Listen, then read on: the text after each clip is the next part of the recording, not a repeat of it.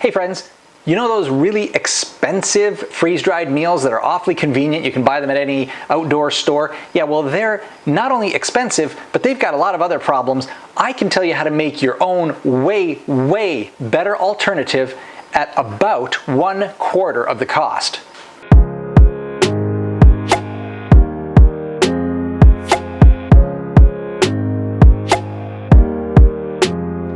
Hey friends, welcome to Rugged Outdoors Guide. I'm Pete, this is my channel, and today we're not in the rugged outdoors, we're in the rather tame indoors. This is a little room I have beside my kitchen, and it is occupied currently by this white machine behind me, which is a freeze-drying machine.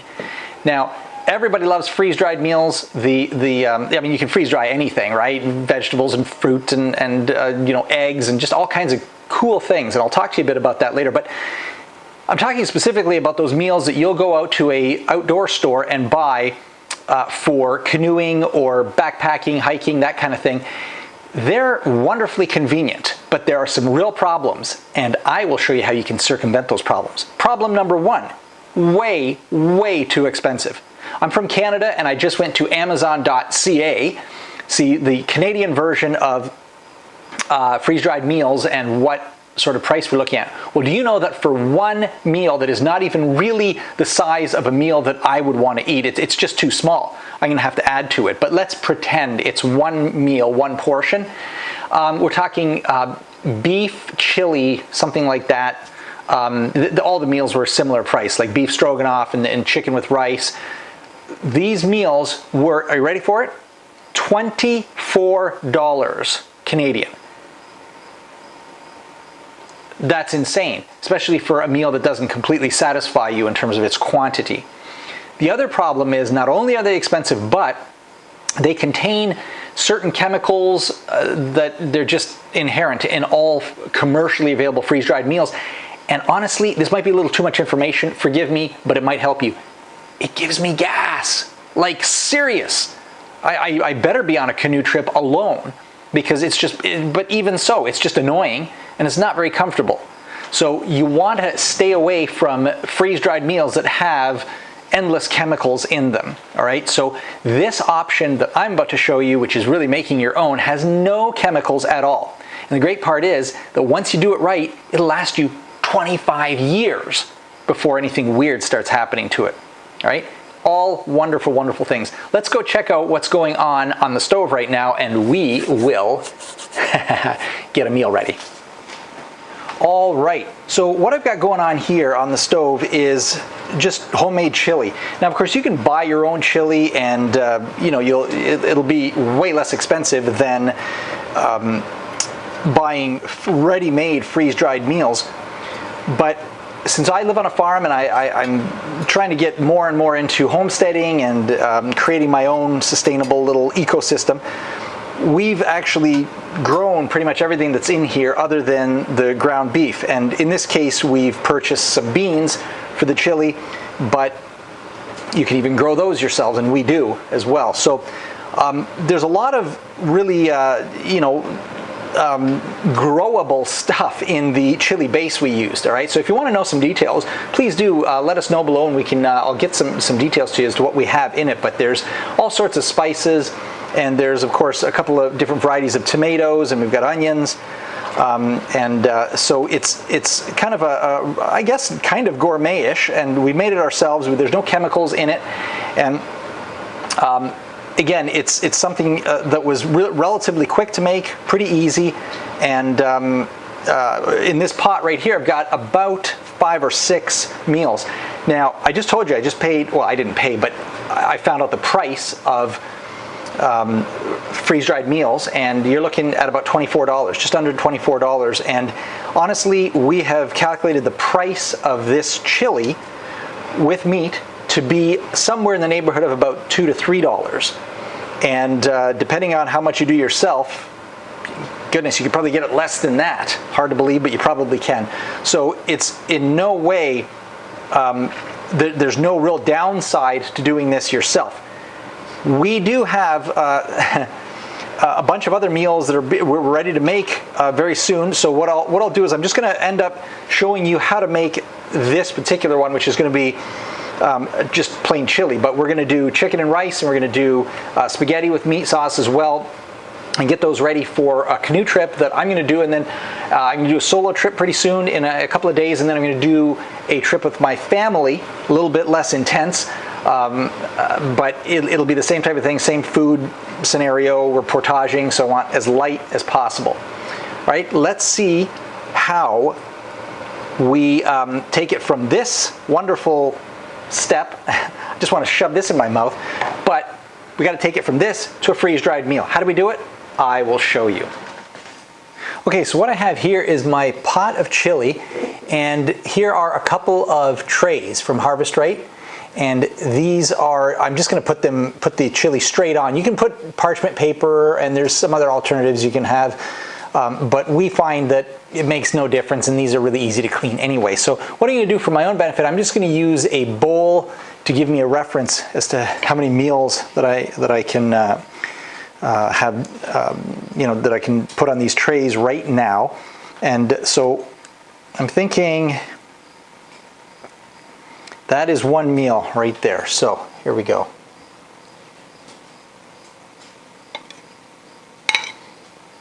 Okay, and then you just kind of spread it out a little bit however you want. You can spread it really thin and it'll get done even faster. What you need to understand though, when you're freeze drying your food, pretty much anything is freeze dryable other than really fat foods. So, you know, bacon grease or whatever. So that's one meal. I'm going to do one more here that would probably satisfy me on a canoe trip. And that would be that. All right, so it's looking like approximately 2 meals per tray, and these are the large size Harvest Right trays.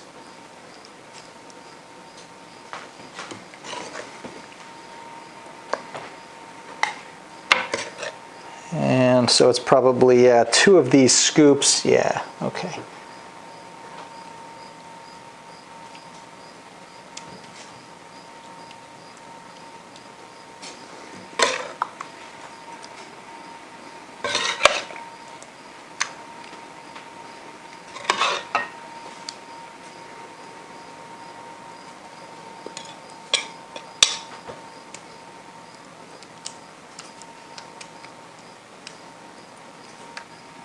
All right, so I was able to get 3 meals per tray, and we're talking chili here. But whatever meal you make, doesn't matter what it is, you can make pretty much anything. It's easier if you make a meal that can be rehydrated in the Mylar bag that I showed you earlier. That's kind of how it works, right? You pour boiling water or really hot water into the bag to approximate the amount of moisture taken out in the first place, and then you let it sit for like 10 minutes probably as a minimum, maybe even 20, right? But the key is that when you make a meal, you pretty much make it just like you're ready to eat it, right? So there's no special considerations, just make a meal, whatever it is, like spaghetti and meatballs. You make spaghetti and meatballs, and probably everyone in your family is going to want to have it right then and there, and you got to resist the urge to shove it in your mouth right at that point and say, no, this is for freeze-dried meals. So whatever you would eat fresh, that's exactly what it's going to be like when it's done in terms of quantity and texture and all that. So just make it as per normal and then put it on your tray. And then the last thing you need to know is that I'm going to take these now and put them in my freezer. Now we have some chest freezers out in our garage which work really well for this. You don't have to. A freeze dryer will do everything for you. It's just that when you do freeze it, before you put it in the freeze dryer, you're going to chop off quite a few hours, because the freeze dryer won't have to freeze it. It'll already sense automatically that it is frozen, and it'll start the drying process rather than the freezing process, right? Just a little tip. So I'm going to go ahead and put these into the freezer in the garage, and then I'm going to make a couple more meals because I can put 5 trays into the freeze dryer, and I only have 2 ready to go right now. So I've made a little wooden table that fits into this little freezer, and that's just for these trays to stack in, and I can stack 5 of them on top of each other with some little stackers you can buy on Amazon. Okay, now just before I show you the next step in the freeze-dried chili meal making process. I just have to throw this out at you because this is no small thing, and you have to know this. I told you that you can make your meals at a fraction of the price, and really a fraction, like $2 instead of $24. And the nutritional content is way better. There's no chemicals in it. It's hard to argue the upside to this in making your own. It's not all roses though, because there is one big issue, big elephant in the room, and that is the cost of a machine. All right, so you're not talking about a small thing here. We're not talking a dehydrator, which can cost you a couple $100s. You're looking now in the thousands. And I do know some people that have the smallest dehydrator you can get. This is a large one. And in Canada, you're looking at probably around $7,000, which is about 5K US. And then it would just go down from there to like $1,000 or so. And if you get a different name brand, this is a Harvest-Right, which is, they pretty much have the market. They are the best of the best. And by the way, if you do want to research a bit more, there's a link down below to where you can get more information on the Harvest-Right, an affiliate link. Maybe if you feel so inclined and you'd like to buy one, you can talk to me about it. You can send me a message, and I can tell you what I know about it, which is quite a bit by now. We've had this for about a half a year or so, and it's been running non-stop. But it is a bit of a cost for sure. It's going to range probably at least $1,000. I do know some outdoor adventure types that have the smallest version of the Harvest-Right, and that is easily big enough to make your camp meals if that's your primary purpose. And yeah, you're still looking at probably over $1,000, but this thing will last for decades, and it's all up from there. So you will definitely recover your money and then some, and have healthier, more convenient meals with a greater variety. We throw in here too, we throw in watermelon, freeze-dried watermelon. Of course, all the other fruits you can think of too. We're doing a lot of apples and peaches now in the late summer. We throw in shredded zucchini and other vegetables, of course, your tomatoes and all those things. And the thing with freeze drying is that nothing loses its structural integrity. In other words, when you dehydrate, if you dehydrate a slice of apple, what do you get? You get this slice of apple that used to be like an inch thick, and now it's like a half a centimeter thick, and it's kind of twisty and rubbery and chewy, and it's not at all like an apple. Well, every item that comes out of a freeze dryer is like eating puffs, like cheesies.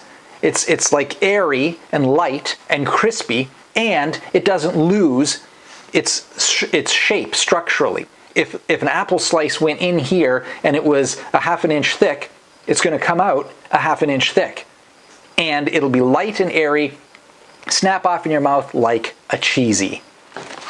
Okay, it's easier just to show you what I'm talking about here, right? So here is an apple slice. I don't know if you can hear this.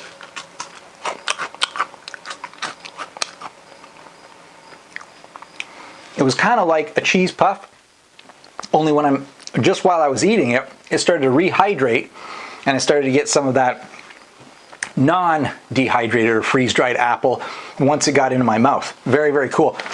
Here is a Mylar bag I've got filled with a recent project of mine in terms of a variety of things that we freeze-dried. I've got strawberries, peach peels, as well as the peaches themselves, bananas, apples, and watermelon.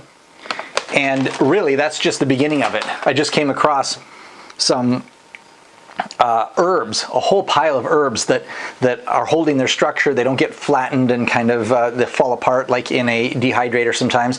And really, it's just about anything you can think of in your garden. Anything that grows on a tree or a bush, whatever, raspberries and strawberries. And again, remember, it's not that you can't dehydrate these things, but when you dehydrate them, they become small and not really appetizing. But if you dehydrate a big raspberry, it stays a big raspberry, only the flavor is intensified, and people tell me that it tastes like candy. All right, that's not the case with a dehydrator. Dehydrator can sort of taste okay, but it's small and shriveled up and hard, and it loses nutritional value. No nutritional value or very little is lost with a freeze dryer. Right, so these are pretty much all the qualities of a freeze dryer. They're all positive. There really is no negative or downside of a freeze dryer other than the initial purchase cost. You're looking at a couple $100 for a decent dehydrator. You're looking at a couple $1,000 for a decent freeze dryer. So with that being said, and if you can get past that hurdle, then you're on your way to really a lifetime of meals and preserved goods that will give you everything positive. One last note is that if you store them properly in, this is an example of a Mylar bag, you throw in a couple of oxygen absorbers into whatever is in here, doesn't matter what it is, we do that on a regular basis with everything. You're looking at about a 25-year storage time before anything starts to go funky or weird. You can't top that with anything. I wouldn't trust doing that with cans or dehydrating or anything. So once again, freeze drying just soars above the competition when it comes to how to prepare your food for long-term storage, emergency storage, but also for short-term storage when you're going on a camping trip. You have a really, really light, healthy meal. All right, so now I'm ready to load the freeze dryer with my chili. Doesn't look great, but it's been frozen in a freezer, and so that cuts down on the time needed in the freeze dryer. So they just go into these trays, and I've already got one in there, and I also have spaghetti. So I just did regular spaghetti with meat sauce and froze it as well. So ready to go. And then I just decided to do some of my snacks as well, and that is just apples with cinnamon, and just these are going to turn out like cheese puffs too. So they're really, really awesome. Everybody who tries them just kind of goes, wow, I've never tasted anything like that. That's the truth. All right, so we're going to put that in there. There we go. Okay, so I'm going to just shut the door now, and then you just follow the instructions on the freeze dryer. It asks see if everything is good to go, and yes. So now it's going to freeze, but it's not going to spend as much time freezing as it would had I not put those in a freezer. All right, I think I've explained that, and it's so it's kind of a good protocol. One last thing I'm going to say before we finish up here and before you watch me take them out is that it's going to take about a day, 24 hours, could be a tiny bit longer. We don't know for sure. The machine senses all that, right? But one thing you really, really, really need to understand is that, how do I say this? I was talking to my wife the other day, and she came over to me and she kind of gently whispered to me, she goes, you know, I've been looking at a few YouTube videos, and what I'm seeing is there are a lot of people that are kind of giving negative feedback to those people who are explaining all about their freeze dryer. And the reason that the feedback is negative is because a lot of people go, oh, well, I can't afford it. Are you kidding me? $5,000? There's no way. You know what? I don't even want to see anything to do with freeze dryers. Okay? I get it. Totally get it. What you have to understand is that I'm not a rich person either. I'm not going to tell you how much I make, but let's just say this. I make way less money every year than most people, the average here in Canada, right? That's the truth. So how can I afford this? Well, a lot of people, in fact, everybody I know who owns one of these, they kind of do a little side hustle on Facebook Marketplace or your local market, whatever, and they make anything freeze-dried. One thing that everybody does, or a lot of people do, and they can't make enough of it, is freeze-dried pet snacks. Like for training, right? Little, either like something like livers or chicken livers, you know, that kind of stuff, or whatever kind of meat. They do it and they make extra money. I'm not actually doing that right now because I'm too busy with our own harvest at our in our garden and making meals for camping trips. But anyways, what people do is they either start a business or they will rent. All right, they will rent. So you can rent a cycle like this. You don't rent the machine. You go somewhere. You have your food prepared more or less. You put them in here and they will charge you probably anywhere from, well, depends on what size, I guess 50 to 75, 80 bucks, something like that. Some maybe even charge 100 bucks here in Canada to give you a full cycle of freeze drying. And if you do the math and you calculate how much you've spent on preparing your freeze-dried meals and how much you're going to spend to rent the cycle space, the cycle time, you're still going to come out paying way less than half of what a freeze-dried meal would cost. Let that sink in. All right, guys, so now I'm done the freeze drying of my meals and my snack, and it's about 30 hours later. Sometimes it's less than that, but the meals were pretty heavily saturated and there was some fat in there as well, so it takes a little bit longer. So what I do now is I have to open a drain valve because of the pressure here.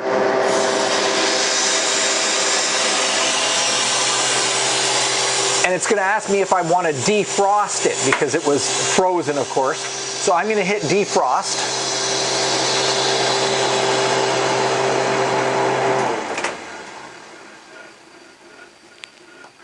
And now I'm just going to take my meal out. I can feel the cold air coming out, but the trays are done. See, it had some shrinkage around the edges, but look at this. This is spaghetti. See how it's crispy and crunchy, and that's how it's going to be packaged. So guys, what I'm going to do now is I'm going to just take the trays over individually, the meals that I've done, and I'm going to show you how to package them and how to get ready to head on out on your trip. Okay, so I have my Mylar bag here, and this is about a, move this chair out of here, 6 by 8 inches or so, and you can get these on Amazon pretty inexpensively. And these are going to be my meal, the bags that I actually pour the water in to rehydrate the meal. And it's pretty simple. You just open it up. It's a Ziploc style opening, and I've got the spaghetti here. And I remember that there were about, I had pretty close to 4 meals per tray. So I'm going to take about a quarter of the spaghetti, put it in here. I'm going to break it up a little bit inside, give it more room. As you can tell, it's really crunchy and it's very, very fluffy. Right? There's no moisture in it at all. See, there's my big wafer of spaghetti. And you have to do this fairly quickly because if you don't, it will start to rehydrate slightly from the moisture in the air. So you just kind of wash your hands and away you go. Whoops. Okay. So I've got about 1 meal in there. And what I'm going to do is I'm going to take one of these oxygen absorbers. You can find these on Amazon as well, pretty inexpensively. I'm going to toss that in there and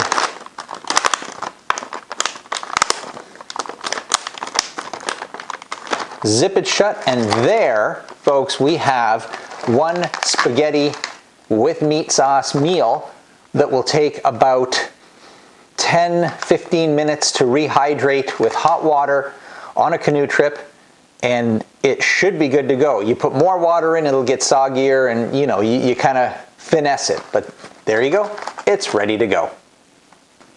Oh, and one other thing I forgot to say, this thing will last 25 years if you have it sealed properly and stored away in a closet somewhere.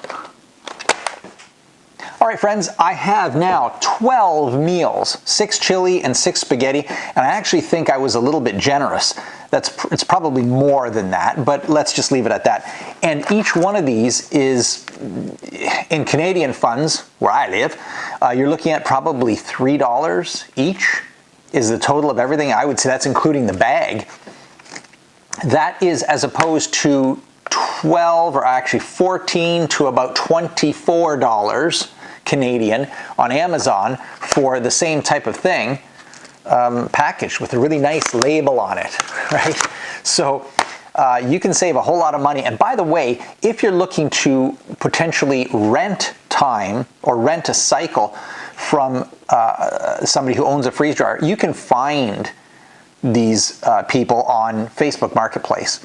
Even in my area, I don't even live near any big cities, and there are probably 50 people just in my area who say you can purchase a freeze-dry cycle from us. So it's kind of a big thing now. People are trying to buy freeze dryers left and right and then try to make some of their money back renting it out or selling product. So you can buy a small one if you can afford it, maybe come up with, I don't know, $1,500. You can even buy used ones. If you buy a used one, you're not going to get an amazing deal because they're all in pretty good condition because it's a fairly new thing, right? So anyway, I hope that all makes sense. Thank you guys for watching. Please give me a like and a subscribe if you've gleaned anything from this. And do stick around. Very soon I'm going to take these up north, Northern Ontario, canoe trip for about 5 days in a very famous wilderness canoeing area. I'm not going to tell you what it is. You got to tune in, check it out. Thank you for watching, and I will see you very shortly.